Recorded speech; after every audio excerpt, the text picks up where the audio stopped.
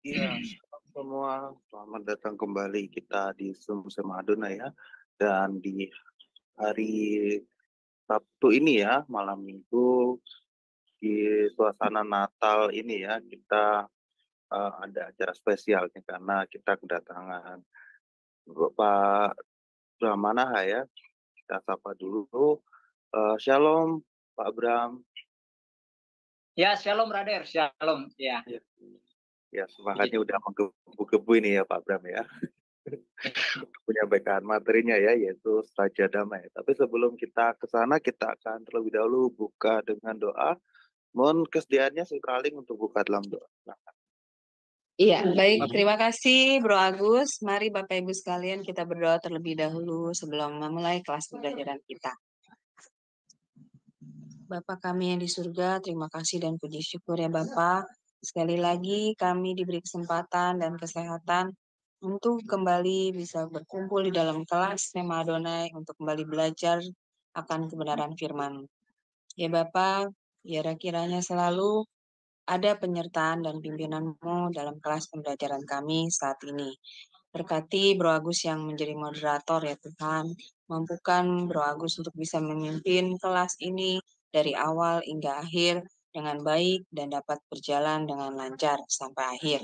Berkati juga para operator yang bekerja di belakang layar ya Tuhan, sehingga mereka mampu melakukan tugas-tugas dan kewajiban mereka juga dengan baik, dengan lancar, dan juga dengan bertanggung jawab.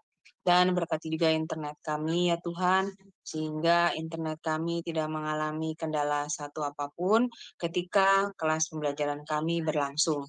Dan berkati juga Pak Bram yang menjadi narasumber kami malam ini, yang akan mengajarkan kami tentang kebenaran firman-Mu. Urapilah setiap perkataan Pak Bram ya Tuhan, serta berikanlah hikmat kepadanya sehingga Pak Bram dapat menyampaikan kebenaran firman-Mu ya Tuhan sesuai dengan kehendak hati-Mu kepada kami semua. Dan berikanlah kepada kami semua hikmatnya juga daripadamu Tuhan pada hati dan pikiran kami sehingga ketika firman itu ditabur di dalam hati dan pikiran kami dapat menerima dan memahaminya dengan benar sesuai dengan kehendak-Mu. Dan mampukanlah firman itu menjadi rema di dalam diri kami ya Tuhan. Mampukan kami untuk bisa melakukannya, memberitakannya, mengajarkannya, dan bersaksi bagi hidup kami kepada sesama kami. Terima kasih Tuhan, kami patahkan segala kuasa kegelapan yang akan mengganggu pembelajaran kelas kami ini dalam nama Yesus. Dan kami serahkan waktu selanjutnya di dalam tangan-Mu dari awal hingga akhir. Doa ini kami panjatkan dengan perantara Tuhan Yesus Kristus, Juru Selamat kami yang hidup. Haleluya. Amin. amin. Terima kasih Sister Aling ya. Oke, kita langsung ke Pak Bram ya untuk materinya. Silakan Pak Bram. Ya, baik. Shalom Alaikum, Besya Madunai, Yesua Mashiach yang telah mempertemukan kita kembali dalam suasana Natal ya. Jadi dalam suasana Natal, teman-teman banyak yang sudah sibuk tuh dalam perayaan, termasuk saya pun hari Kamis lalu sudah Natal perdana anak sekolah minggu. Ya, dan oleh karena itu kita membahas tentang hal seputar Natal, yaitu Yesus Raja Damai, ya, yang kita ambil di dalam kitab Yesaya pasalnya yang pasal yang ke-9 ayat yang ke-5, ya, di mana di situ dikatakan demikian. Saya akan bacakan untuk kita sekalian. Dikatakan firman Tuhan, sebab seorang anak telah lahir untuk kita, seorang putra telah diberikan untuk kita, lambang pemerintahan ada di atas bahunya, dan namanya disebutkan orang penasehat ajaib, Allah yang perkasa, Bapa yang kekal, Raja Damai. Jadi dari ayat ini bagian terakhirlah yang menjadi inspirasi untuk kita membahas tentang Yesus Raja Damai. Jadi ditampilkan ayat firman Tuhannya di Yesaya itu. Ya, nah berdasarkan ayat firman Tuhan ini kita mencoba untuk melihat beberapa hal. Terutama kita lihat dari tema kita adalah Yesus Raja Damai. Jadi dalam tema ini sendiri itu mengandung 3 hal yang akan kita soroti, yaitu yang pertama adalah Yesus. Nah, kita akan bahas itu. Kemudian raja dan juga damai berdasarkan Yesaya pasal 9 ayat yang ke-5 tersebut. Nah, lalu apa hubungannya gitu ya Yesus dengan Yesaya 9 ayat 5 ini? Bukankah kita semua sudah tahu bahwa kitab Yesaya adalah salah satu kitab nabi yang menubuatkan tentang datangnya Yesus. Nah, di dalam Yesaya pasal 9 ayat yang ke-5 itulah kita mau melihat apa yang hendak disampaikan oleh Nabi Yesaya bagi kita sekalian di situ, ya. Jadi ada 3 berita penting yang ada di dalam kitab Yesaya pasal 9 ayat 5 itu. Walaupun ada beberapa hal, namun saya mencoba untuk menyingkirkan yang lain. Lalu ada 3 berita penting yang ingin saya sampaikan kepada kita, ya, selain daripada Bapa yang kekal, kemudian Allah yang perkasa dan seterusnya, tetapi ada 3 yang perlu kita soroti di situ yang berhubungan dengan Yesus Kristus sebagai Sang Raja Damai. Yang pertama, ya, seorang putra telah lahir untuk kita. Nah, sebelumnya kan dikatakan seorang anak dilahirkan untuk kita, ya, diberikan untuk kita, kemudian dilahirkan untuk kita, putra dilahirkan untuk kita di dalam narasi Yesaya 9 ayat yang ke-5 itu. Jadi yang pertama yang kita garis bawahi di sini adalah seorang putra telah lahir untuk kita. Jadi saya mencoba untuk menyingkirkan seorang anak telah diberikan untuk kita. Jadi kita garis bawahi seorang putra telah lahir untuk kita ini. Jadi bila kita memperhatikan di situ, bila Yesus, bila di situ Yesaya mengatakan seorang putra telah lahir untuk kita, kalau putra itu berarti berbicara tentang seorang laki-laki, bukan seorang perempuan. Kemudian lahir untuk kita, jadi kita di situ berarti berbicara tentang community. Boleh di next bro. Jadi ketika saya berbicara itu teksnya itu disesuaikan. Jadi saya berbicara berdasarkan teks-teks itu, gitu ya. Sampai ke yang ke ini bro. Ke yang pertama tadi tentang seorang putra telah lahir untuk kita. Ya. Ke bawah. Jadi dinaikkan aja teksnya, ya. Nah, jadi di situ dikatakan bahwa seorang putra telah lahir untuk kita. Makanya karena dia adalah raja, maka harus putra. Kalau dia putri berarti ratu. Ya. Kecuali orang Jawa, kalau orang Jawa bisa ratu itu bisa juga adalah raja bisa, ya. Nah, kata raja di dalam Yesaya pasalnya yang ke-9 ayat 5 itu, kata Ibraninya menggunakan, seharusnya menggunakan kata melek. Ya, kata melek seharusnya di situ. Atau diterjemahkan raja. Nah, kita melihat bahwa Lembaga Alkitab Indonesia menerjemahkan dengan menggunakan kata raja di situ. Tetapi sebenarnya kata Ibrani yang dipakai dalam Yesaya 9 ayatnya yang ke-5 bagian terakhir itu adalah zar, bukan melek, tetapi zar. Artinya kalau diterjemahkan adalah pangeran. Kenapa pangeran? Karena dia adalah seorang anak, seorang putra, putra mahkota. Maka dia disebut sebagai zar atau pangeran, bukan raja, tapi pangeran. Nah, tetapi pangeran ini tetap kedudukannya juga sebagai raja. Itulah sebabnya Lembaga Alkitab Indonesia menerjemahkan kata sar itu, walaupun bukan dengan kata melek, tetapi dia menerjemahkan kata sar itu sebagai raja. Mengapa? Karena seorang pangeran itu adalah penerus tahta raja setelah nanti ayahnya yang menjadi raja itu akan geser atau turun dari taktanya, seperti mungkin meninggal dunia atau karena sudah tua sehingga tidak mampu lagi, sehingga harus diambil alih oleh putra mahkotanya. Nah, jadi Yesus di sini disebut sebagai seorang anak, seorang putra, maka dia adalah pangeran. Nah, biasanya pangeran ini walaupun ayahnya belum mati, tetapi dia tetap ikut memerintah bersama. Jadi dalam hal-hal tertentu, dia yang ambil alih. Jadi dia tetap ikut memerintah bersama ayahnya walaupun ayahnya masih hidup dan masih bertakhta sebagai raja. Nah, jadi anak ini adalah seorang pangeran yang telah dilahirkan untuk orang Israel pada konteks ayat itu. Ya. Makanya saya katakan karena dia adalah seorang pangeran atau bisa juga disebut sebagai raja, maka dia harus adalah seorang putra, bukan seorang putri.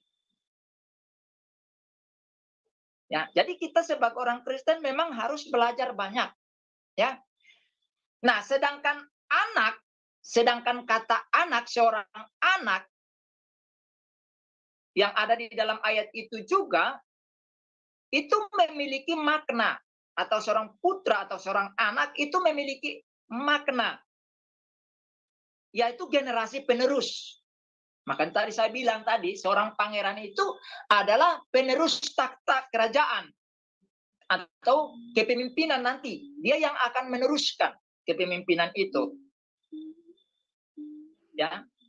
Atau dengan kata lain, seorang anak atau seorang putra itu merupakan taruk atau tunas yang baru muncul, yang akan menggantikan posisi daripada raja yang sedang memerintah, yaitu bapaknya sendiri.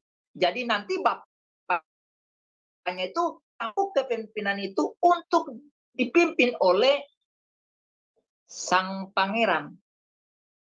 Ya. Nah, jadi apa hubungannya dengan Yesus? Kalau Yesus adalah pangeran karena dia adalah anak Allah, maka dia adalah pangeran Allah. Itulah sebabnya di dalam Matius pasalnya yang ke-28, ayatnya yang ke-18 dikatakan oleh Tuhan Yesus, segala kuasa yang ada di langit dan di bumi diberikan kepadaku. Itu maksudnya. Jadi Yesus ikut memerintah. Walaupun Bapaknya secara kasat mata tidak nampak, tetapi Yesus ikut memerintah kerajaannya, kerajaan Bapaknya. Nah, ini yang kita harus pahami sebagai anak Tuhan, ya. Nah, selanjutnya adalah kata telah itu berbicara tentang masa lampau, sudah terjadi, ya, sudah lewat. Kata telah itu. Lah, jika demikian, Yesaya menggunakan kata telah, ya. Padahal anak itu belum lahir, bukan? Anak itu belum lahir, tapi dikatakan sudah lahir, telah lahir, sudah terjadi di masa lampau. Yang mana anak itu telah diberikan dan dilahirkan untuk kita. Itu sudah terjadi. Nah, jadi coba perhatikan kita telah secara kritis. Mengapa Yesaya berbicara tentang seorang anak akan dilahirkan itu, tapi sudah terjadi? Apa maksudnya? Ya, apa maksudnya Yesaya? Nah, padahal ketika Yesaya, Nabi Yesaya ini bernubuat tentang hal ini, itu sudah terjadi 800 tahun sebelum Yesaya lahir loh. Jadi ketika dia nubuatkan ini, kejadian anak yang telah dilahirkan itu sudah dinubuatkan jauh sebelum Yesaya menubuatkan itu kembali. Jadi ibaratnya Yesaya itu mengulangi sebenarnya apa yang sudah terjadi di masa lampau. Dengan kata lain dia mengingatkan kembali. Ya.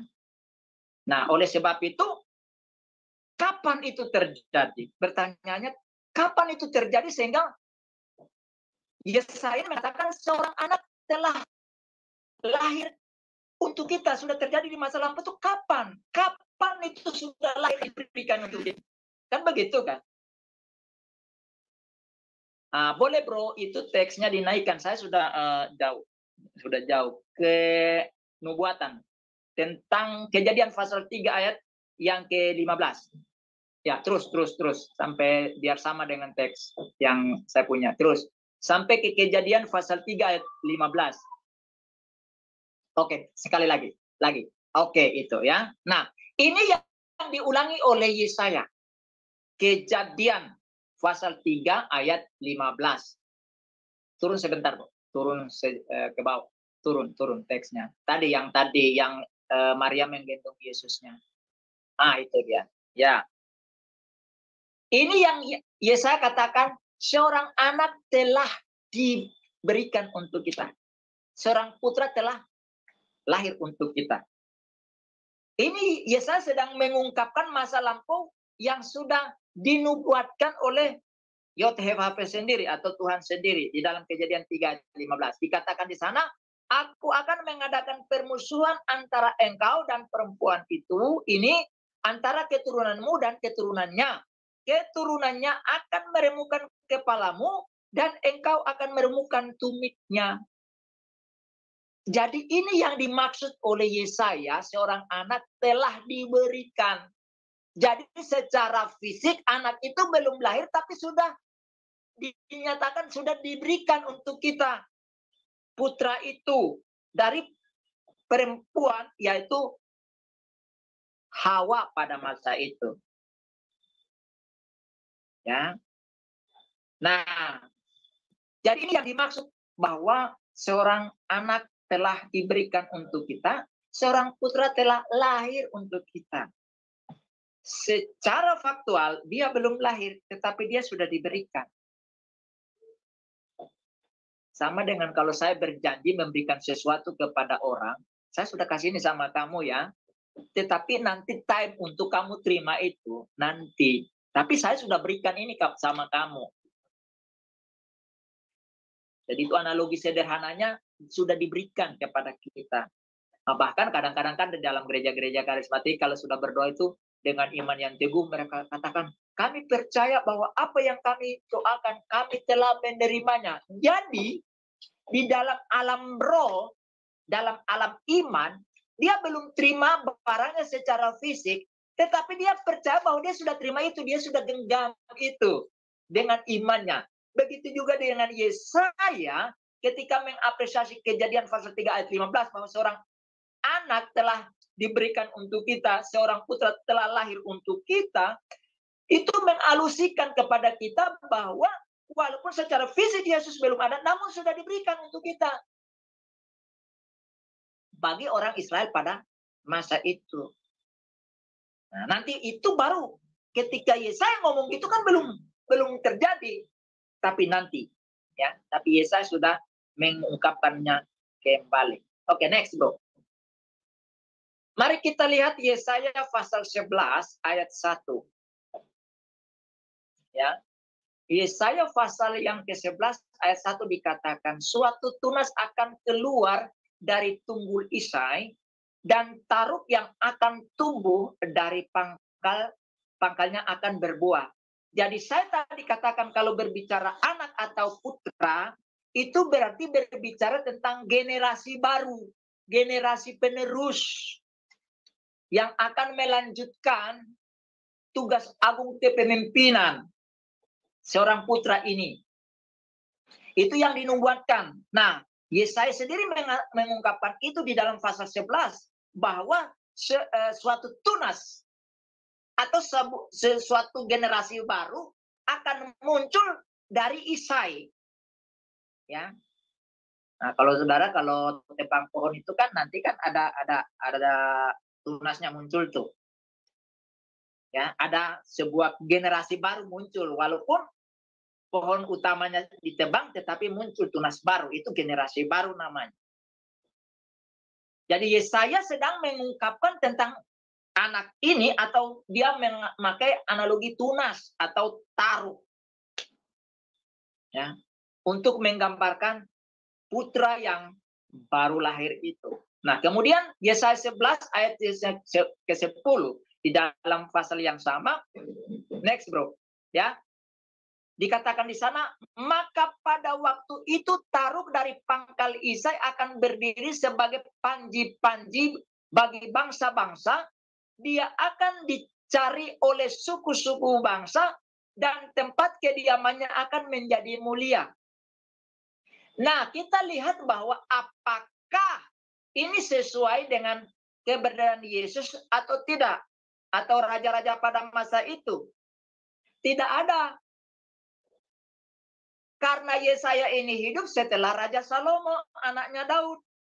Yang sangat populer, yang dikunjungi oleh raja-raja. Sedangkan Salomo sudah mati. Sudah mati sekitar 700-800 tahun. Setelah itu baru Yesaya muncul. Jadi bagaimana di dalam Yesaya 11 ayat 10 ini, Nabi Yesaya katakan bahwa taruk itu akan berdiri sebagai panji-panji dan bagi bangsa-bangsa. Bagaimana? Tidak ada raja yang dipuja-puji seperti Salomo pada masa itu. Tidak ada setelah Salomo. Nggak ada. Nggak sepopuler Salomo sehingga orang datang mencari raja Israel. Nggak ada. Kemudian dikatakan, ya, suku-suku bangsa dan datang berbondong-bondong untuk mencari dia di tempat kediamannya.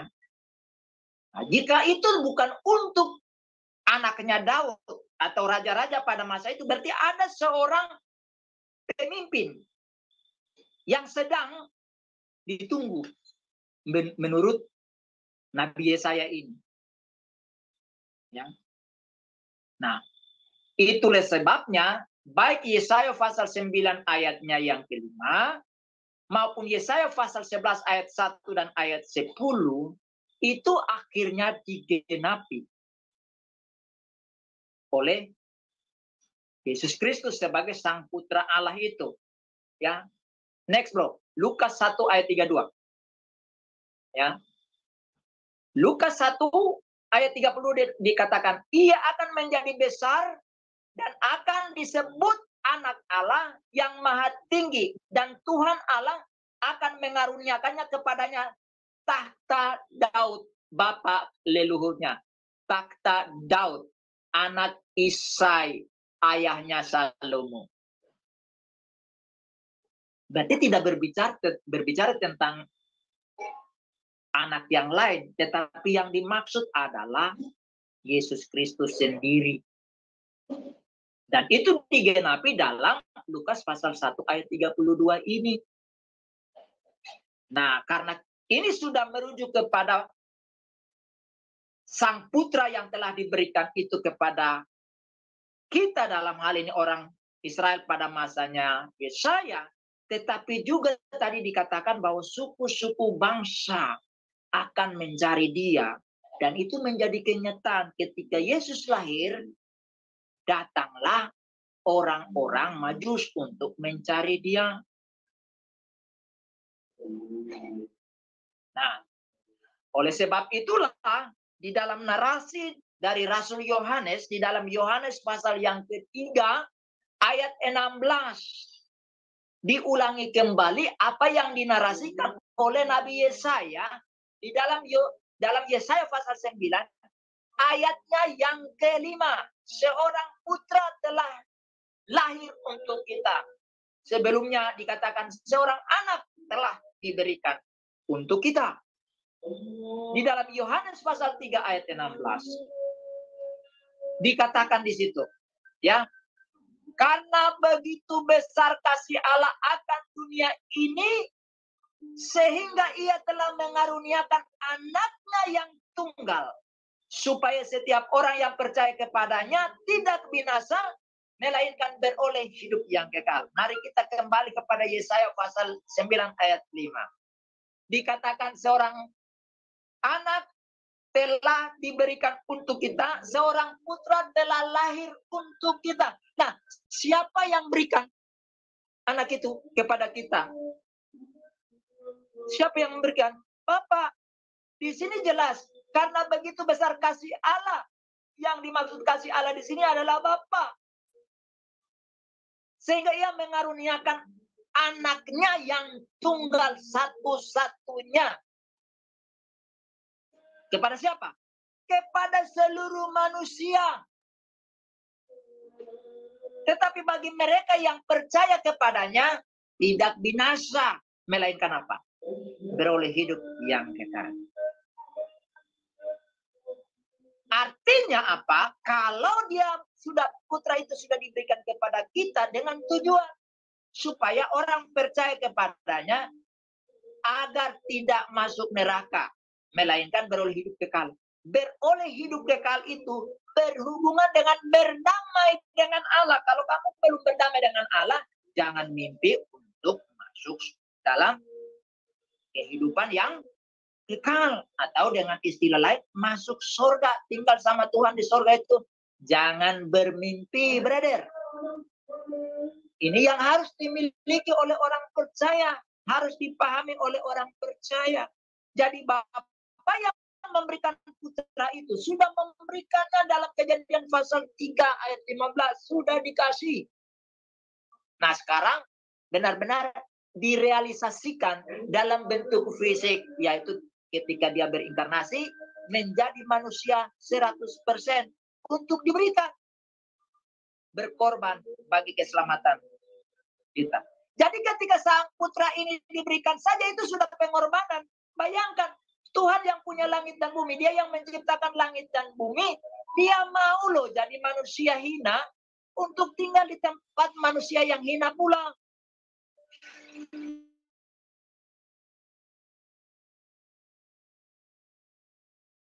Sandal jepit, kemudian topi dengan baju singlet, kemudian turun ke sawah. Itu pengorbanan. Saya masih ingat tahun berapa itu ketika cara kelompen capir dilakukan di sawah di Jawa, tanah Jawa sana. Dia jalan di pematang sawah itu dengan topi dari daun, kemudian celana pendek sama baju lengan pendek. Orang pikir itu masyarakat biasa, tapi ada yang memperhatikan dengan jeli gitu. Wah, ini Bapak Presiden. Langsung dia teriak, Bapak Presiden. Langsung semua datang.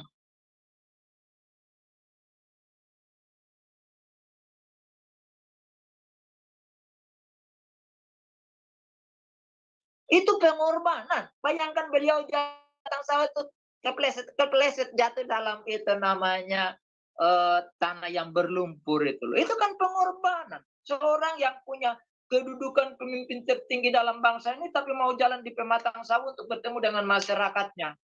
Ya. Luar biasa. Nah, apalagi Tuhan kita, pemilik alam semesta. Dia tinggal di surga yang megah, tapi dia mau jadi manusia. Hidup di antara manusia-manusia berdosa, itu pengorbanan. Jadi ketika dia lahir itu aja pengorbanan. Lahirnya aja di kandang kan, kasihan. Maka seringkali saya tanya jemaat ya, dalam momentum Natal atau khotbah yang berhubungan dengan Tuhan Yesus. Saya tanya, siapa di antara kalian yang lahirnya di kandang? Atau lahir di sawah lah begitu. Saya bilang semiskin-miskinnya kita lahirnya di dalam rumah. Yesus itu punya alam semesta. Lahirnya di kandang binatang, bau binatang, bau pusing, kencing binatang di situ, brother. Ini kan sebuah pengorbanan yang luar biasa. Dia kan anak keturunan Daud. Mestinya lahir di istana dong. Tapi coba, dia rela mengorbankan segalanya untuk lahir di kandang yang hina bagi diri kita. Jadi putra itu diberikan kepada kita. Ya. Selanjutnya di dalam Roma pasal yang ke-8 ayat 32 berada. Ya, Roma pasal 8 ayat 32 dikatakan, ia yang tidak menyayangkan anaknya sendiri, Maksudnya Bapa ya. Tetapi yang menyerahkannya bagi kita semua. Ya. Bagaimanakah mungkin Ia tidak mengaruniakan segala sesuatu kepada kita bersama-sama dengan Dia? Jadi perhatikan, Bapa itu tidak menyayangkan, Dia rela tidak menyayangkan anak tunggalnya satu-satunya. Kalau kita punya anak tunggal itu kayaknya nggak rela ya, dia pergi merantau itu. Ya. Tapi Bapa mau merelakan anaknya satu-satunya. Dia menyerahkan bagi siapa? Bagi kita semua, seluruh umat manusia. Makanya sering saya bilang, banyak orang Kristen yang teologianya yang menyimpang ke kiri dan ke kanan. Oh, Yesus datang untuk kami orang Kristen. Kata siapa begitu? Itu teologi yang keliru. Teologi sesat. Teologi yang salah. Yesus bukan datang untuk orang Kristen. Bukan. Yesus datang untuk seluruh orang berdosa. Seluruh keturunan Adam dan Hawa tanpa terkecuali. Yang sudah lahir pada zaman Adam, sudah lahir pada zaman Daud, sudah lahir pada zaman Yesaya, sudah lahir pada zaman ini, yang sudah lahir nanti. Jadi Yesus datang untuk semua kalangan itu. Tidak memandang kamu tuh dari mana, rasnya apa, sukunya apa, bangsanya apa, kulitmu apa.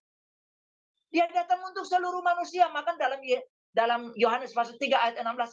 Karena begitu besar kasih Allah akan dunia ini. Bukan karena begitu besar kasih Allah akan orang Kristen. No. Jadi mulai orang Kristen sekarang belajar untuk mengungkapkan hal yang benar. Hal yang salah jangan dipertahankan terus-menerus. Akhirnya dipikirkan itu sebagai kebenaran. Itu sama dengan ada banyak orang Kristen, bahkan pendeta-pendeta mengatakan bahwa Yesus itu tidak lahir tanggal 25 Desember, sehingga kita itu hanya mengikuti kelahiran Dewa Matahari yang dimiliki oleh orang Romawi. Sesat. Pada abad pertama, para murid itu sudah merayakan Natal kelahiran Tuhan Yesus. Lalu bagaimana kamu bilang bahwa orang Kristen meniru kelahiran Dewa Matahari? Justru orang Romawi yang masih hidup sebagai pagan itu yang meniru Natal sebagai persaingan, supaya karena waktu itu kekristenan itu melejit di Roma, sehingga orang-orang Roma ini takut, termasuk pemimpin-pemimpinnya, kaisar-kaisar, ketakutan, maka menciptakan kelahiran Dewa Matahari supaya orang Kristen orang-orangnya jangan pergi ke Kristen, tetapi biar mereka ikut, kok kita punya juga gitu loh. Lalu itu dipropagandakan sehingga pendeta-pendeta yang sudah gelarnya doktor pun percaya bahwa Natal itu adalah plagiat daripada kelahiran Dewa Matahari. Makanya belajar, bro. Jangan hanya mengejar title, jangan hanya mengejar satu surat itu loh. Ukurannya 30 kali 15 cm itu sebagai kebanggaan. Tapi kamu tidak belajar sejarah. Itu sudah tertulis loh. Hari kelahiran Tuhan Yesus tanggal 25 Desember itu. Nah, makanya belajar ya. Jadi untuk hamba-hamba Tuhan sendiri, marilah belajar ya. Sehingga tidak menyesatkan orang. Ya. Para murid itu merayakan Natal pada abad pertama. Ya. Jadi tolong ya, jangan propagandakan lagi ya pendeta-pendeta ya, jangan ajarkan sesuatu yang salah lagi ya kepada jemaatmu, sehingga jemaatmu nanti keliru lalu mudah disesatkan begitu ya. Para murid sendiri sudah dalam tradisi gereja itu merayakan Natal ya. Pada abad pertama sudah gitu. Jadi jangan kamu bilang kita memplagiat daripada pagan Romawi ya. Nah itu. Jadi di sini ya, Bapa tidak menyayangkan anaknya, tetapi memberikan kepada kita semua, seluruh umat manusia. Hanya bagi mereka yang merespon menerima itulah yang mendapatkan keselamatan. Tapi Yesus datang untuk seluruh manusia, bukan hanya untuk orang Kristen. Kamu ketika menerima Kristus, baru kamu disebut Kristen, artinya pengikut Kristus. Begitu. Ya makanya bersyukurlah engkau masih respon ya toh. Bahkan ada orang Kristen yang turun-temurun, ya kan, lahirnya Kristen, nangisnya haleluya, tetapi tidak kenal Tuhannya sendiri. Ya, karena apa? Kristen keturunan. Saya dulu juga begitu. Itu yang pertama. Ya. Yang kedua, dikatakan di situ dalam narasi Yesaya pasal 9 ayat 5 itu. Lambang pemerintahan ada di atas bahunya. Lambang pemerintahan ada di atas bahunya. Jadi putra yang diberikan kepada kita tadi, yang telah lahir untuk kita tadi, di atas bahunya itu ada lambang pemerintahan. Ya. Nah, lambang atau simbol atau tanda, ya, ada tanda pemerintahan, ya. Itu jadi kalau pemerintahan itu berarti berbicara tentang pemegang otoritas atau penguasa. Jadi pemegang otoritas sebagai penguasa itu ada di atas bahunya. Nah, di situ dikatakan di atas bahunya. Kenapa tidak ada di atas bahunya atau di bawah kakinya atau di tangannya, tetapi di bahu? Ya, tidak kebetulan dibilang begitu. Itu ada maksudnya. Ya, bahu itu artinya kepercayaan. Selain itu, tanda atau simbol bahu itu adalah kepercayaan. Selain kepercayaan juga tanggung jawab. Makanya ada istilah tanggung jawab ini kami letakkan di atas bahumu. Engkau pikul tanggung jawab ini. Jadi itu berbicara tentang tanggung jawab atau kepercayaan yang diberikan. Maka Yesus katakan bahwa segala kuasa di langit dan di bumi diberikan. Artinya dipercayakan kepada Sang Putra. Yang telah diberikan itu tanggung jawab yang diberikan oleh Bapa kepadanya dan dia harus mengeksekusi semua itu. Tanggung jawab itu. Maka ketika dia disuruh datang, lahir di kandang seperti dalam nubuatan, ya harus lahir di sana. Jangan dia ngeyel terus, jangan di sini lahir. Saya mau lahir di istana. Lu kan sudah diberitahu bahwa tanggung jawab itu kamu harus pikul, di mana disuruh lahir di kandang, ya lahir di kandang. Jangan minta tempat yang enak.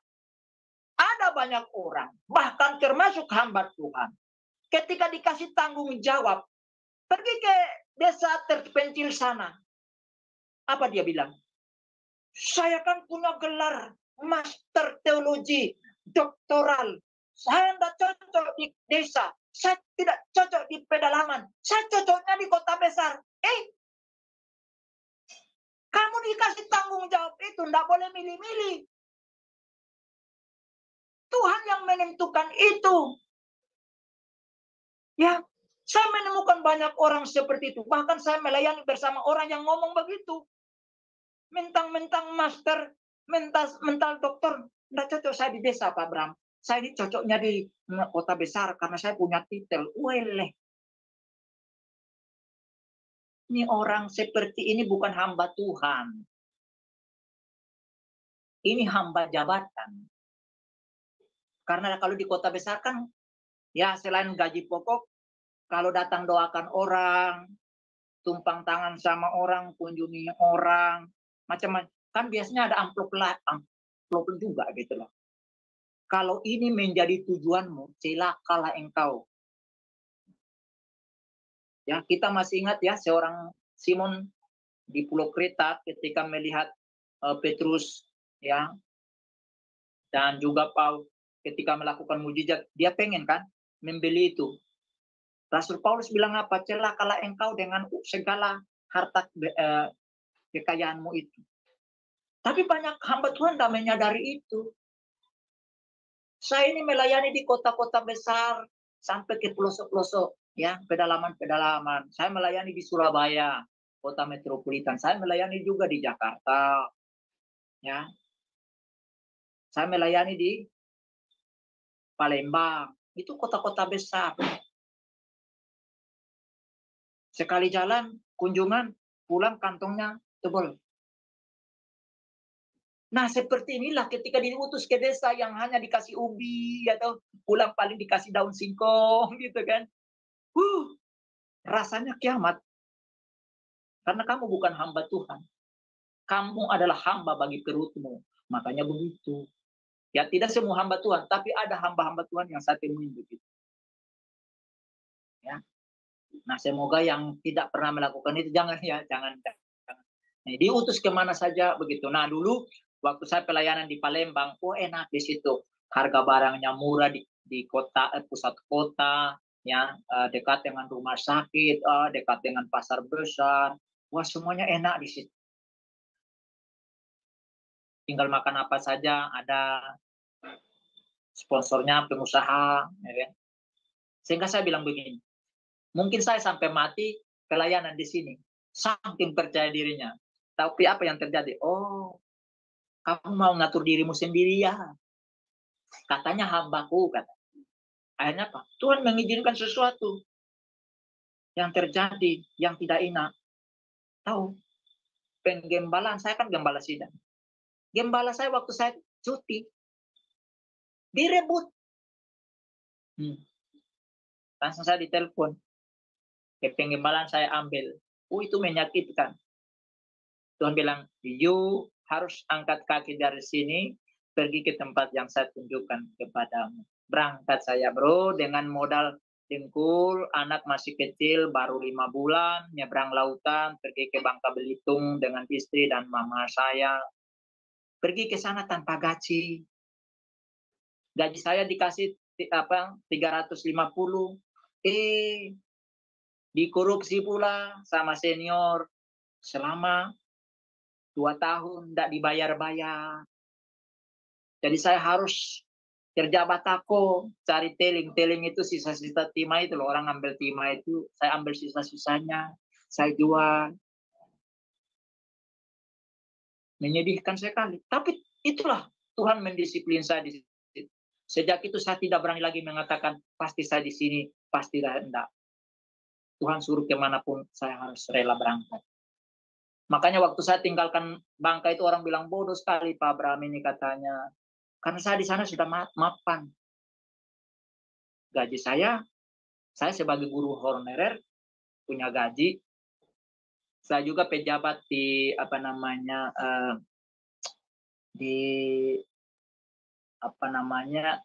di Mas Kristen. Saya memegang 2 jabatan, koordinator guru-guru Kristen kabupaten dan provinsi. Jadi gaji saya 2, kabupaten dan provinsi.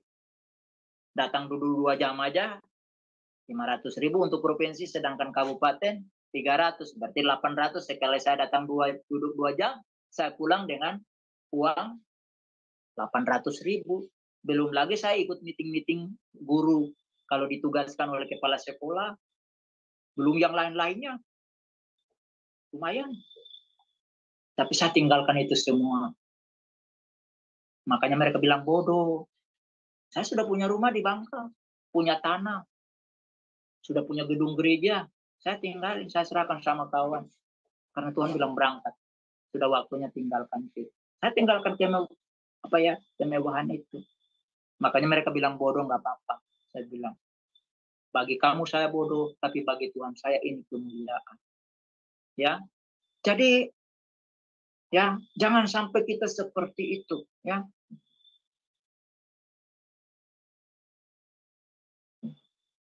tanggung jawab. Makanya apa yang dipercayakan Tuhan, kita harus bertanggung jawab atasnya. Ya. Lambang pemerintah. Ya. Next, brother.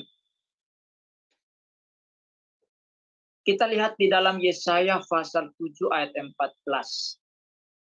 Next lagi, Bro. Ya. Di dalam Yesaya pasal 7 ayat 14 dikatakan, sebab itu Tuhan sendirilah yang akan memberikan kepadamu suatu pertanda. Sesungguhnya seorang perempuan muda mengandung dan akan melahirkan seorang anak laki-laki, dan ia akan menamakan dia apa? Immanuel. Ini nubuatan Nabi Yesaya di dalam pasal sebelum pasal 9 tadi. Jadi perhatikan bahwa Nabi Yesaya itu menubuatkan berturut-turut gitu. Dari pasal 7, pasal yang ke-9, pasal 11. Itu mengulangi terus. Betapa pentingnya anak ini bagi manusia. Ya. Dan itu penggenapannya di dalam Matius pasal 1 ayat yang ke-23. Next. Ya. Penggenapannya di situ. Di dalam Matius pasalnya yang pertama, ayat 23 dikatakan, sesungguhnya anak darah itu akan mengandung dan melahirkan seorang anak laki-laki, dan mereka akan menamakan dia Immanuel, yang berarti Allah menyertai kita. Jadi putra yang telah lahir untuk kita tadi sekarang telah digenapi di dalam Matius pasal 1 ayat 23. Dia lahir. Ya. Untuk kita semua manusia. Ya. Jadi saudaraku yang dikasihi oleh Tuhan Yesus Kristus, kalau lambang pemerintahan ada di atas bahunya, ada simbol, ada tanda. Saya mau beritahukan saudara di hari Natal ini. Bila Anda punya anak, bagi Anda sebagai orang tua, ayah dan ibu, Anda harus bisa melihat tanda-tanda yang ada di bahu anakmu. Tanda-tanda kekuasaan yang ada di dalam diri anakmu. Banyak orang tua yang hanya tahu melahirkan anak, tapi tidak mampu melihat tanda-tanda yang Tuhan berikan kepada anak itu, yang akan membawa anak itu masuk ke dalam sebuah keberhasilan yang merupakan tanggung jawab yang diberikan oleh Allah kepada anak itu, yang mana orang tua harus mampu melihat tanda-tanda itu. Banyak orang tua tidak melihat itu. Itulah sebabnya banyak anak yang tidak berhasil karena ulah orang tua. Kalau orang tuanya tentara, dia pengen anaknya jadi tentara. Kalau anaknya orang tuanya guru, dia pengen anaknya jadi guru. Kalau anaknya PNS, dia ingin anaknya jadi PNS. Itu kan cita-citamu, bukan cita-cita anakmu. Itu kan rencanamu. Rencana Tuhan untuk setiap orang itu ada. Maka kita perlu untuk melihat tanda-tanda itu. Contohnya saya pengen jadi seorang arsitek go internasional. Semangat saya untuk hal-hal yang berhubungan dengan arsitek pembangunan itu. Saya mampu menggambar rumah sedetail mungkin, sebagus-bagus mungkin. Saya warnai dengan spidol. Waktu itu kan masih pakai spidol itu. Saya warnai, kemudian saya tempel sepanjang rumah itu. Nanti saya lihat lagi, kira-kira buat yang bagaimana lagi yang bagus ya. Jadi saya pengen untuk menjadi seorang arsitek. Berarti kan harus masuk STM. Setelah SMP itu, karena di kampung saya kan tidak ada ST. Setelah tamat, papa saya suruh masuk SPG. Jadi guru, karena papa saya itu seorang guru dulu. Tapi dipecat karena nakal. Jadi dia pengen supaya saya jadi guru. Kalau tidak jadi guru, meleset sedikit jadi polisi lah, gitu. Sehingga disuruh saya masuk SPG. Nah, karena saya tidak mau jadi guru, saya pengen jadi arsitek. Saya sampai di kota Ambon, pendaftaran. Waktu pendaftaran, saya di rumah nonton TV. Nonton TV. Setelah penutupan, baru saya datang ke SPG itu. SPG di kota Ambon.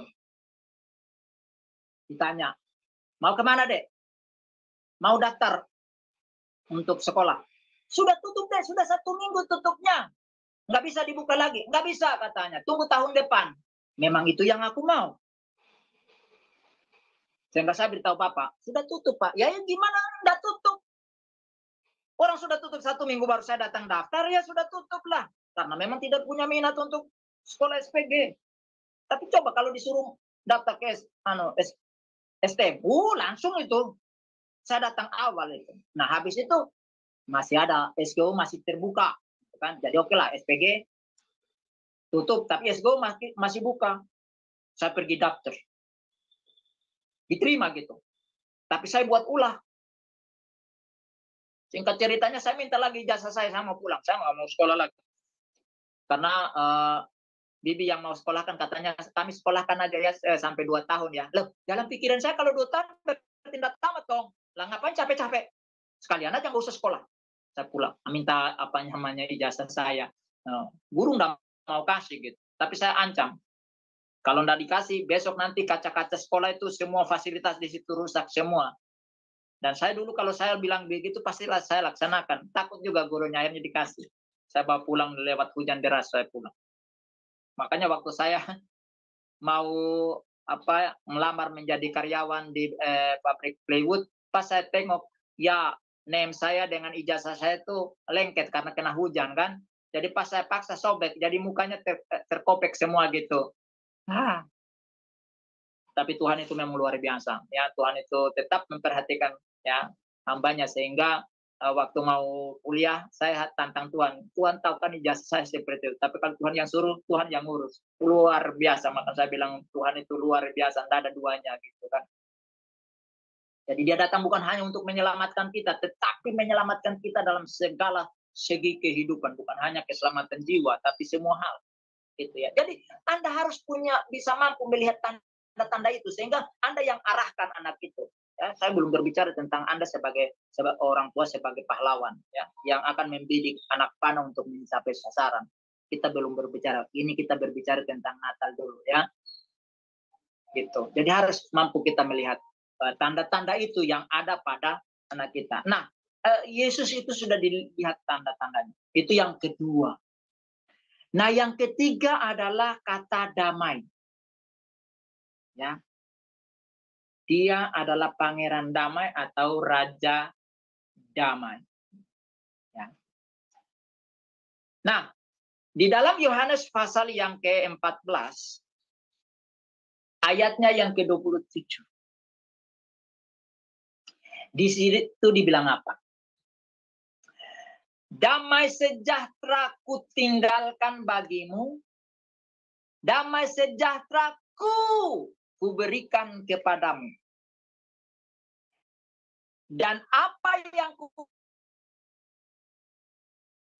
berikan kepadamu, janganlah gelisah dan gentar hatimu. Apa hubungannya dengan Yesus adalah Raja Damai? Artinya Yesus adalah pemegang tampuk kedamaian dan dia adalah sumber kedamaian itu sendiri. Ketika dia memberikan pengajarannya, dia mengatakan kepada pendengarnya pada masa itu bahwa damai sejahtera ku berikan kepadamu, damai sejahtera ku berikan bagimu.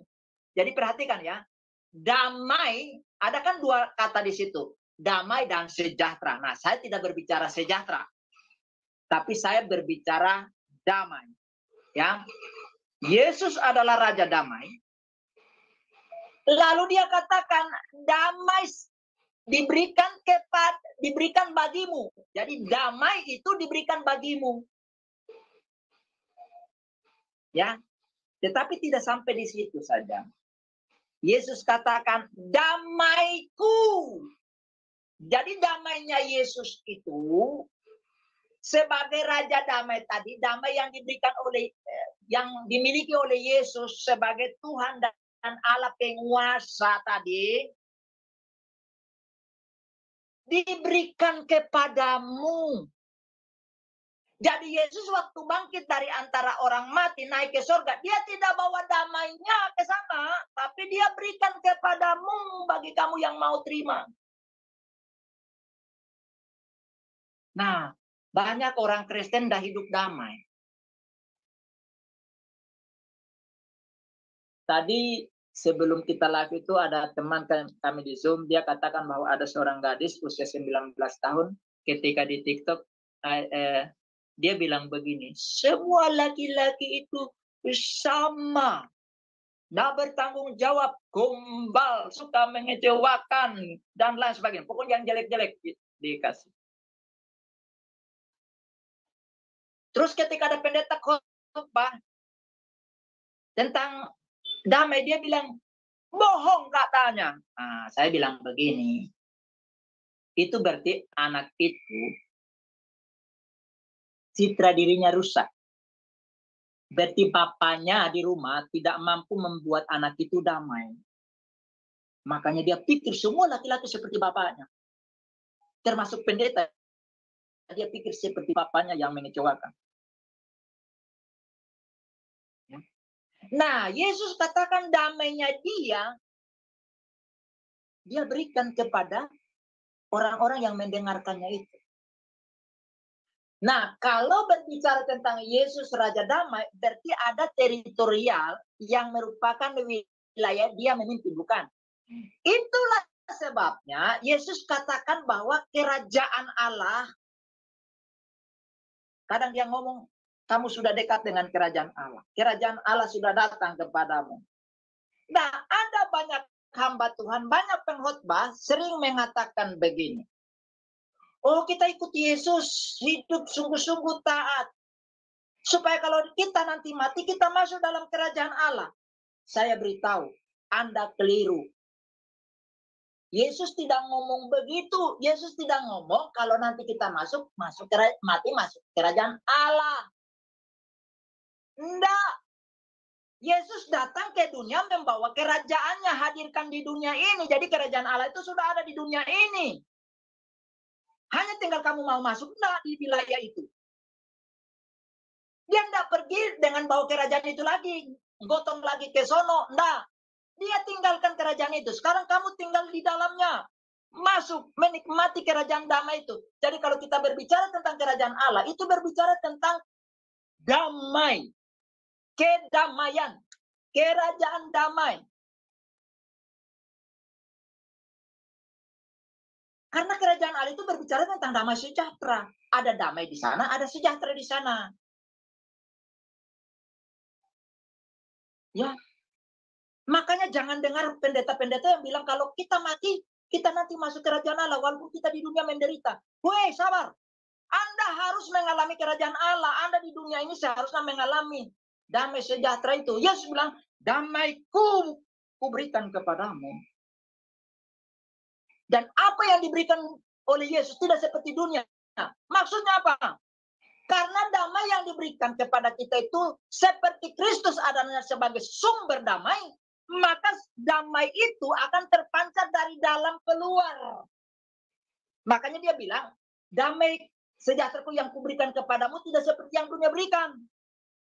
Karena ketika engkau menerima Kristus sebagai Tuhan dan Juru Selamat pribadi, engkau undang dia untuk masuk dalam hidupmu, yang mana Yesus katakan dalam ucapan lahir baru, maka kamu sudah masuk dalam kerajaan Allah, dan damai Yesus yang ada di dalam kamu tadi, dia akan terpancar keluar. Sehingga walaupun kamu nggak punya duit, kamu punya masalah, kamu sakit, kamu tetap damai. Itu tidak mempengaruhi damaimu hilang, enggak. Tapi apa yang diberikan oleh dunia, itu semu, palsu. Kenapa? Kalau kamu dapat berkat uang secumpuk, wah, haleluya, berkat Tuhan. Glory, praise the Lord, Tuhan itu baik. Senang banget. Rasanya dunia ini milik kamu. Bersaksi di mana-mana, ya toh? Tapi giliran kamu udah punya duit. Aduh, susah ya. Kok harga barang sekarang makin naik ya? Bawang 1 siung aja, aduh mahal kali untuk mengumis itu, ya toh? Minyak goreng makin naik, ya toh? Beras makin naik, ongkos jalan makin naik, bensin makin naik. Kamu kehilangan damai. Kenapa? Karena yang diberikan dunia itu semu. Sifatnya sementara. Maka saya bilang sama ibu, kebetulan kan ada yang berdagang kan dekat rumah saya tuh. Mereka sering ngomong tentang begitu. Saya bilang, dalam kitab Wahyu dikatakan, ya secupak gandum harganya sedinar. Bayangkan. Nanti harga barang naik sampai gajimu 1 bulan, ya gaji 1 hari ya. Kalau sekarang ini gaji 1 hari itu katakanlah 100.000. Kamu terima 1 hari gaji 1 hari itu, kamu mampunya beli secupak itu loh, kaleng susu cap nona itu satu beras gitu. Lah itu kan kalau dimasak kan cuma sarapan pagi doang. Lah siang sama malamnya padahal itu gaji kamu 1 hari. Enggak usah takut. Tuhan sanggup kasih makan Elia dengan burung gagak. Tuhan bisa turunkan gandum mana dari langit. Dia kirim burung puyuh sampai tingginya hampir 2 meter. Lebarnya radiusnya hampir 2 kilometer. Sampai orang Israel itu bingung. Tuhan bisa ubah batu jadi roti, bisa ubah batang kayu jadi pahayam. Mengapa kamu tidak percaya hal-hal seperti ini? Tidak ada yang mustahil bagi Tuhanmu. Banyak orang Kristen hanya hafal ayat, tapi tidak mengimani. Pantasan hidupnya susah melulu, ngeluh ngesah melulu. Ngeluh ngesah itu akan mendatangkan penyakit mematikan seperti kanker. Makanya dia orang Kristen itu bersyukur, bukannya bersungut-sungut melulu gitu kan. Jadi kita harus punya damai yang diberikan Yesus. Jadi kalau kamu bersungut-sungut terus, itu dipertanyakan. Status kamu sebagai anak Allah itu dipertanyakan. Mungkin kamu anak tetangga yang tersesat gitu loh. Ya, jadi orang Kristen itu nggak boleh. Ucapan syukur saja, terima, percaya bahwa Tuhan pasti memelihara kamu. Burung aja yang nggak pernah buat ladang, nggak pernah ternak, nggak pernah pelihara ikan, dikasih makan sama Tuhan gitu. Apalagi kamu, kata Tuhan Yesus, ya kan? Kamu lebih daripada burung-burung itu loh. Tapi banyak orang Kristen itu hanya tahu hafal ayat. Kalau hafal ayat luar kepala, saking di luar kepalanya nggak ngerti apa-apa. Ya. Saya harap Anda tidak begitu. Jadi itu diberikan, damai itu diberikan kepada kita, brother. Jadi Natal itu yang sedang kita rayakan ini, itu merupakan wujud damai Tuhan Yesus itu dibawa ke dunia ini untuk mau dikasih sama kita. Karena dia penguasa damai itu, maka damai itu dia mau berikan. Damainya siapa? Damainya Allah. Mana Allah itu pernah susah? Allah itu bahagia terus. Sebelum ada alam semesta pun Allah Tritunggal itu sudah bahagia dengan dirinya sendiri. Dengan Roh Kudus, dengan Putra, dengan Bapa. Udah mereka sudah bahagia. Maka damai itu yang mau dikasih sama kita. Tapi masalahnya kita nggak mau terima. Kita hanya hafal, tapi actionnya nggak ada. Heran saya. Nah, makanya saya nggak suka lihat orang ngeluh ngesah. Istri saya pun kalau ngeluh ngesah saya marahin. Memangnya pernah lihat Tuhan itu nggak pernah kasih makan kita sehingga kita makan batu? Nggak pernah kan? Nah, kenapa ngumel melulu? Gitu. Ya. Matius 9 ayat 5. Matius 5 ayat 9. Ya, Matius 5 ayat 9 dikatakan begini. Berbahagialah orang yang membawa damai, karena mereka akan disebut anak-anak Allah. Perhatikan, brother.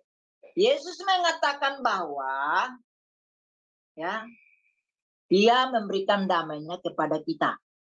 Yesaya mengatakan bahwa Yesus adalah anak itu yang merujuk kepada Yesus adalah Raja Damai. Dia Raja Damai. Sekarang si Raja Damai ini kasih damainya sama kita. Lalu dalam ajarannya dikatakan berbahagialah mereka yang membawa damai. Jadi begini, brother. Di Natal ini, tolong Anda renungkan, jangan hanya adakan Natal megah meriah, tapi Anda tidak hidup di dalam damai. Dan damai yang Anda lakukan pada hari Natal itu jangan sampai hanya bersifat sementara pas Natal itu doang. Tapi perhatikan di sini.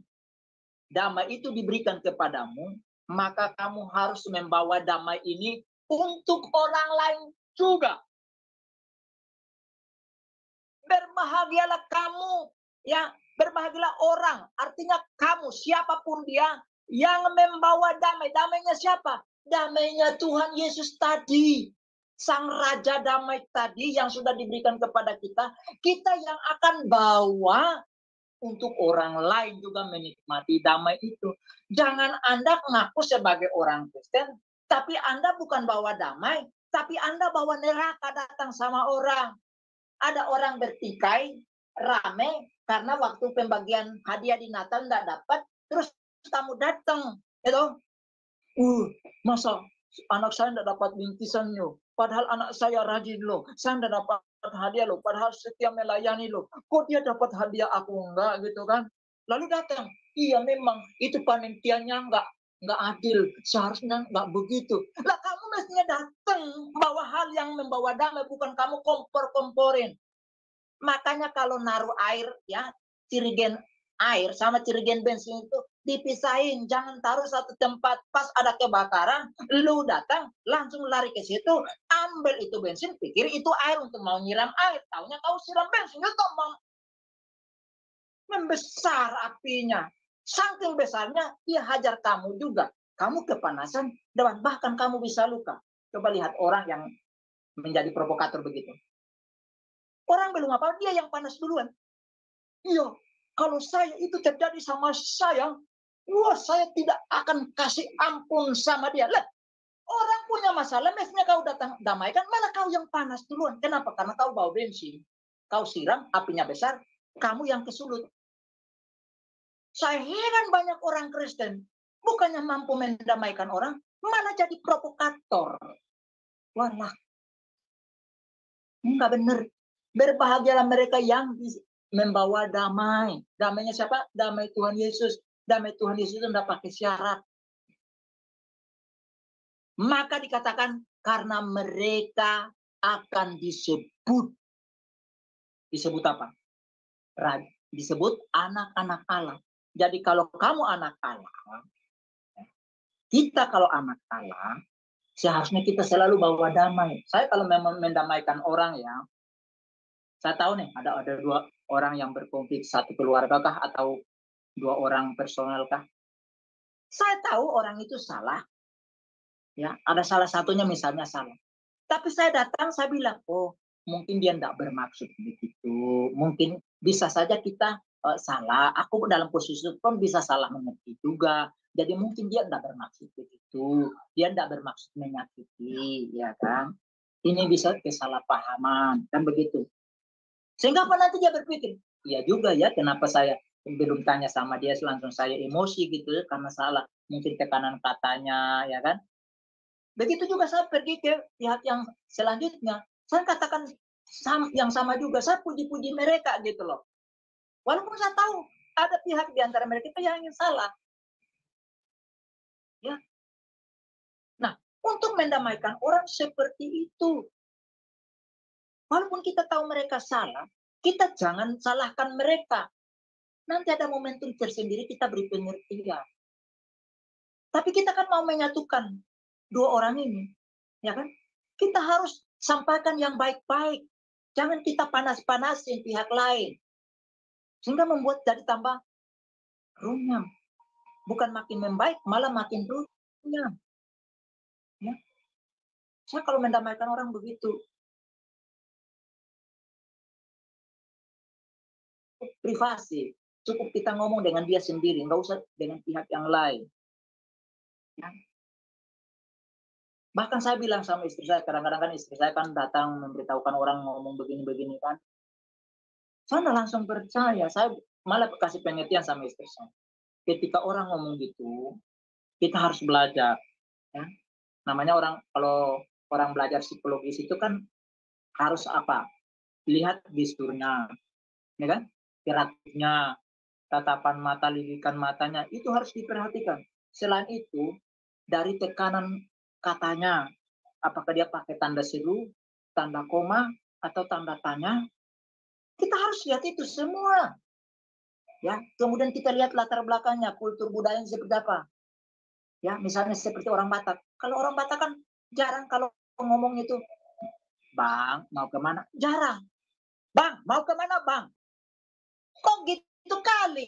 Nah, itu bukan berarti dia lagi marah. Enggak, memang itulah budaya dia ngomongnya begitu. Jadi jangan pikir dia marah-marah. Jangan kamu tafsirkan bahwa dia marah-marah saya gitu. Jangan. Atau mungkin ada orang yang ngomong, misalnya orang Jawa, orang Solo ya kan. Mas, mau kemana? Aku mau ke sana. Jangan pikir bahwa dia lagi nyenyek kamu. Bukan. Memang itulah kultur budayanya. Kita harus hargai. Kita harus mengerti kenapa dia ngomong begitu. Jangan langsung kamu salah tafsir sendiri. Tafsirnya kemana-mana lagi. Sehingga membuat orang kehilangan damai. Tadinya kamu mau mendamaikan, malah buat tambah runyam. Ya, jadi sebagai orang Kristen seharusnya kita hadir itu mendamaikan, menyejukkan. Jangan sampai orang tahu, wah siapa yang datang? Si Abraham. Ah malas lah. Kalau ketemu dengan dia mah kesal gua. Kenapa? Oh kalau hadir itu nggak enak saya. Waduh, kalau sudah begini bertobat. Berarti sudah ada yang nggak beres tuh dalam diri kita. Tapi andai kata kalau kita tidak ada, mana si Bram itu ya? Kok udah lama ya? Padahal baru 3 hari nggak ketemu. Kok lama kali nggak ketemu? Dia kemana ya? Kalau dia nggak hadir, nggak rame. Artinya orang merindukan kita. Kehadiran kita itu seharusnya seperti Yesus. Kehadirannya itu menyejukkan. Nah, orang Kristen seharusnya begitu. Jadi Raja Damai yang Yesus Kristus bawa turun ke dalam dunia itu ketika dia masih bayi, ketika dia sudah dewasa menjadi seorang rabi guru. Setelah naik ke surga, dia tinggalkan damai untuk kita, damainya untuk kita. Jadi ketika dia tinggalkan untuk kita, kita yang harus eksekusi itu dalam hidup kita. Bagi orang lain, supaya orang lain juga mengalami damai yang dimiliki oleh Sang Raja Damai kita, yaitu Yesus. Itu yang kita harapkan kan? Nah, oleh karena itu, kita perlu banyak belajar. Saya ini banyak belajar. Ketika saya ada di sebuah kultur budaya, saya belajar dari mereka. Ketika saya ada di tanah Jawa, saya belajar. Tuhan izinkan saya 5 tahun di Jawa, saya belajar. Bagaimana sih orang Jawa ini ketika berbicara, ketika berinteraksi dengan orang. Saya lihat kelebihan-kelebihan itu. Dan saya terapkan dalam pelayanan saya. Ketika saya ada di Kalimantan, bagaimana orang Kalimantan ketika bersama dengan orang-orang yang budayanya beda. Bagaimana?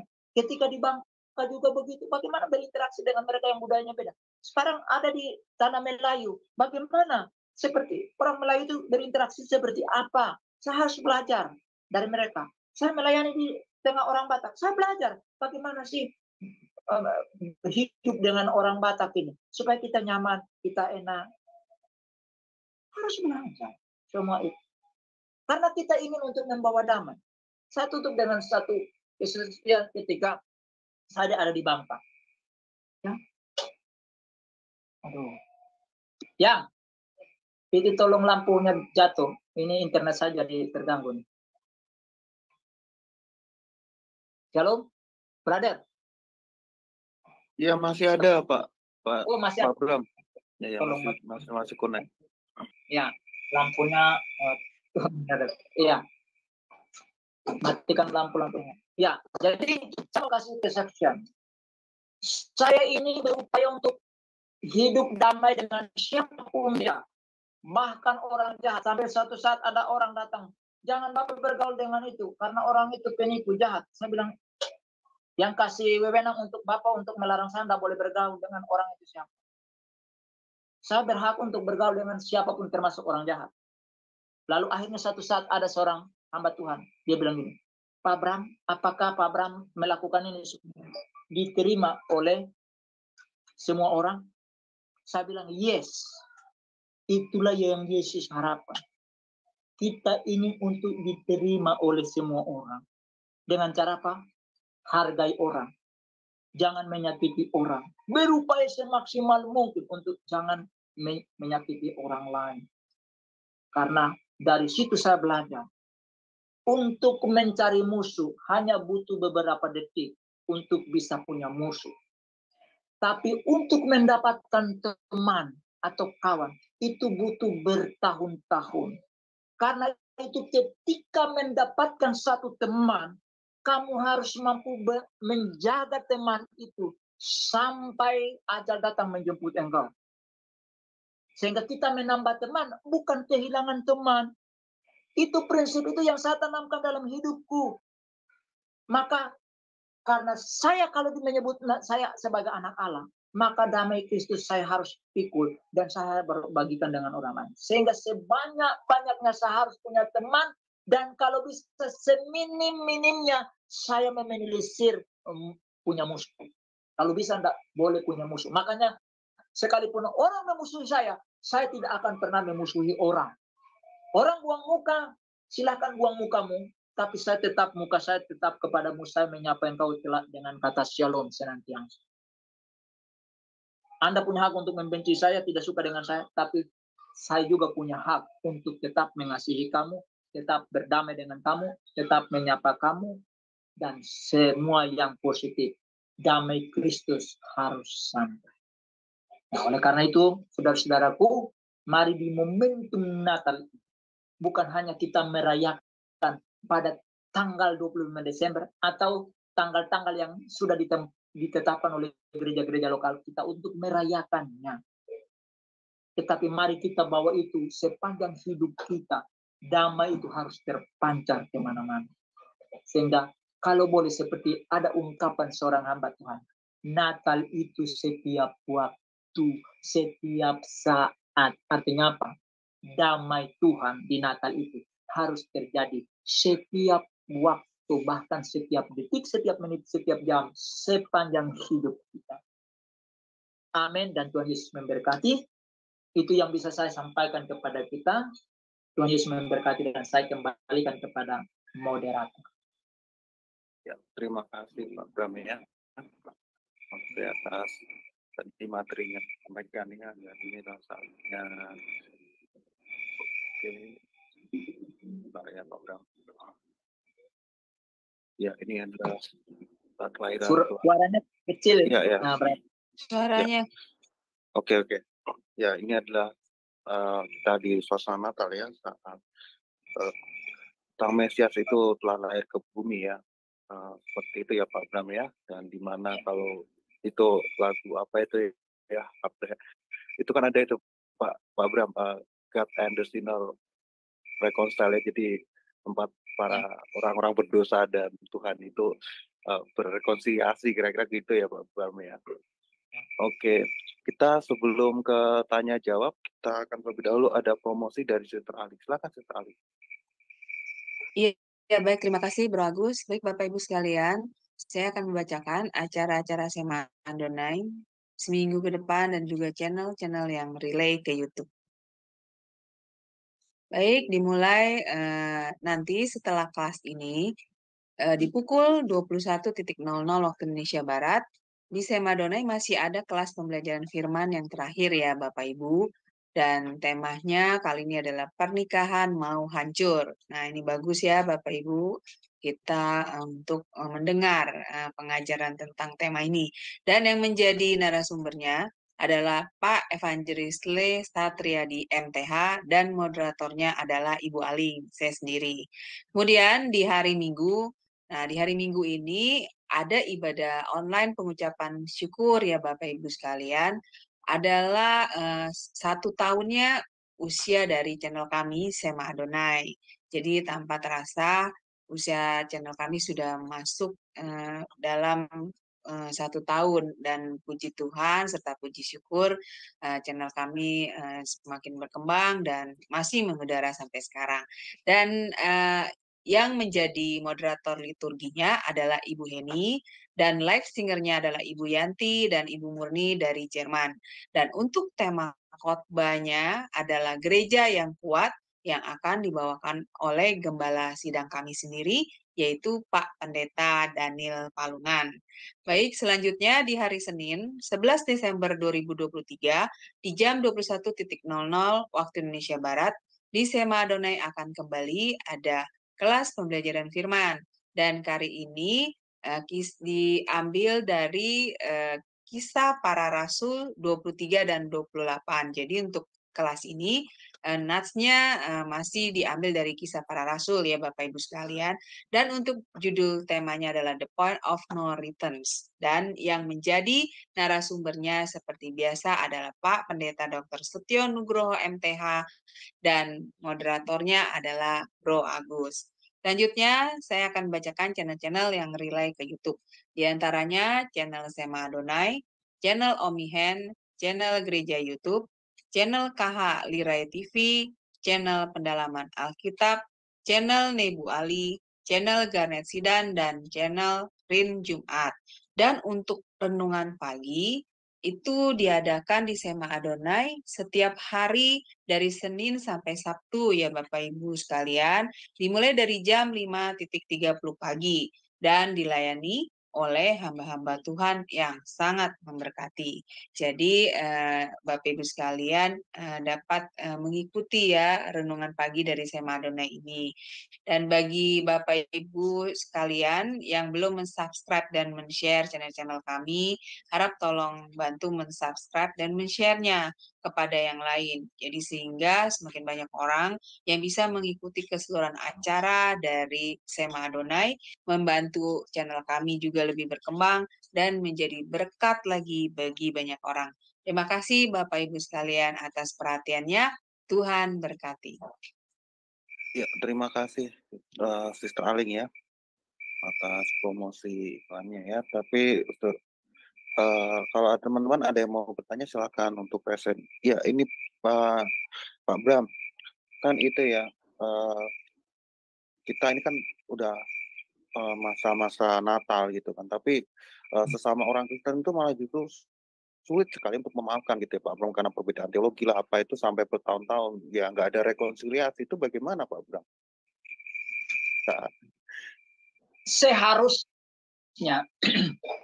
Seharusnya kalau sudah mengaku diri sebagai anak Tuhan, seharusnya itu tidak terjadi. Ya, seharusnya tidak terjadi.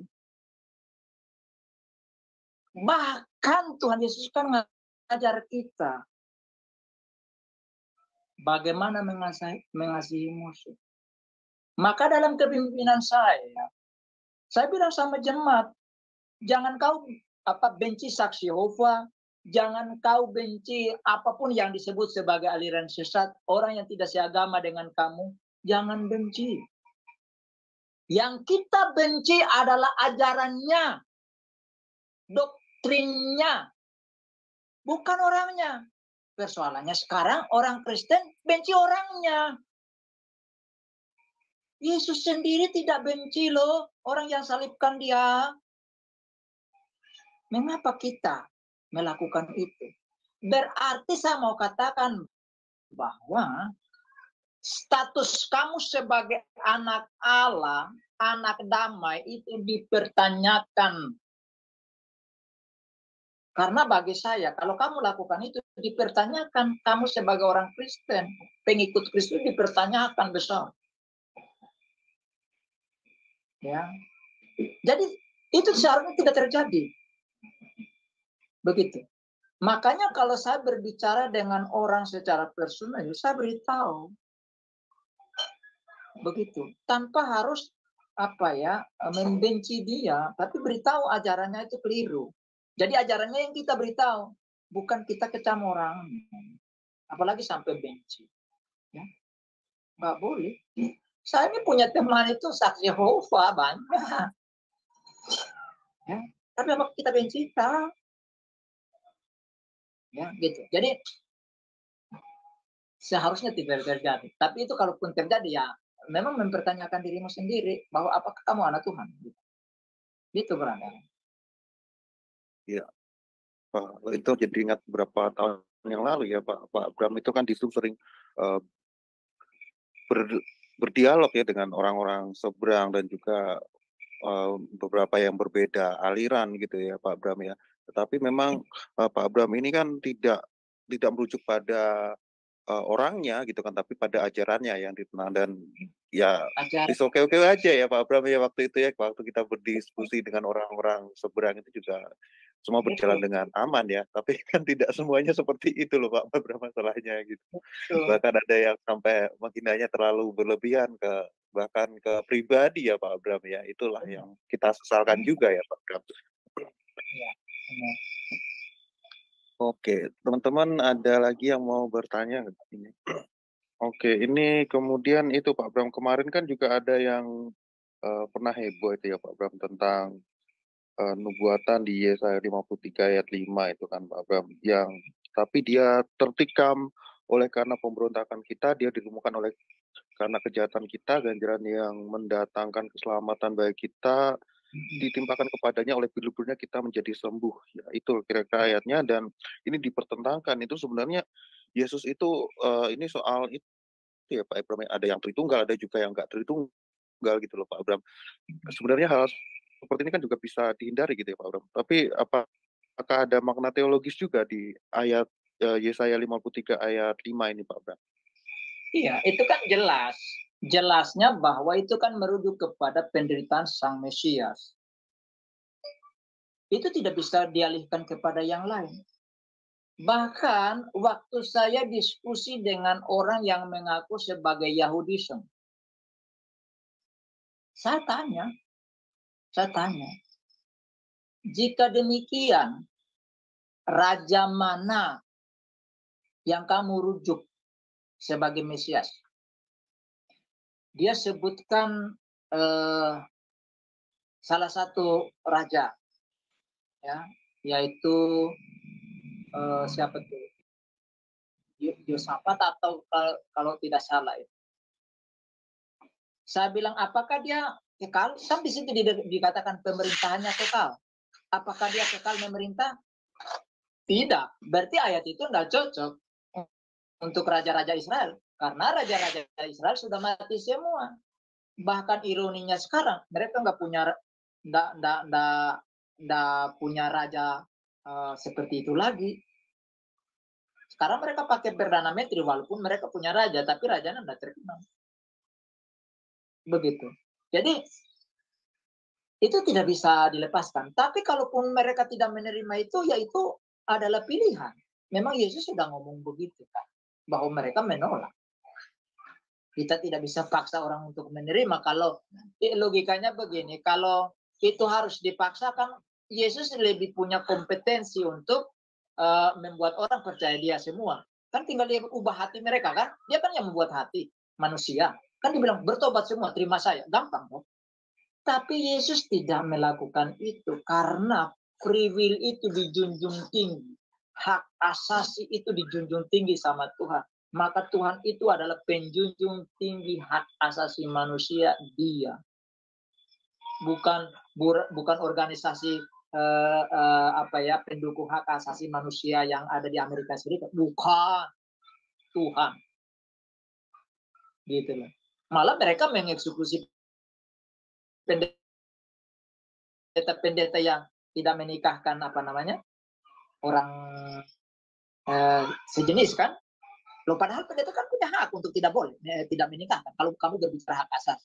Tapi Yesus menjunjung tinggi itu. Itulah sebabnya orang berbuat jahat menolak dia tidak memaksa mereka. Itu logika sederhananya begitu. Jadi nubuatan itu tidak merujuk kepada yang lain.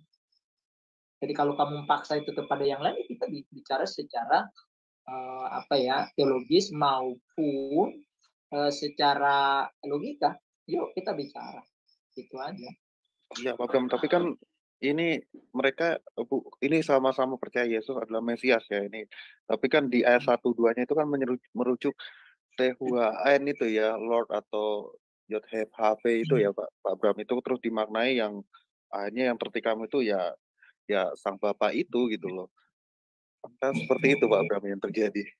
Kalau itu bagaimana kita menghadapi? Kalau itu diartikan bahwa Bapa yang ditikam, ya. Kalau Bapa yang ditikam itu kalau dipaksakan ya, itu dipaksakan itu Allah itu kan maha bisa. Kalau ditarik ke situ, bisa mereka paksakan di situ.